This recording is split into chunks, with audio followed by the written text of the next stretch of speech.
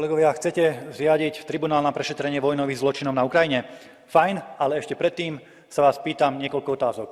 Kedy vznikne nejaký tribunál na prešetrenie vojnových zločinov Američanov v Iraku, Juhoslávii, Sýrii, Líbii alebo zločinov na Donbase? Kedy vznikne nejaký súd, ktorý prešetrí ten netransparentný nákup vakcín, ktorý realizovala priamo predsedníčka Európskej komisie Leyenová? Kedy niekto prešetrí tie kolapsy a úmrtia, ktoré sa začínajú prejavovať po vakcínach a zlej vakcinačnej politike? Kedy budú potrestaní vinníci, ktorí podminovali európsky plynovod Nord Stream a odrezali tak Európu od plynu?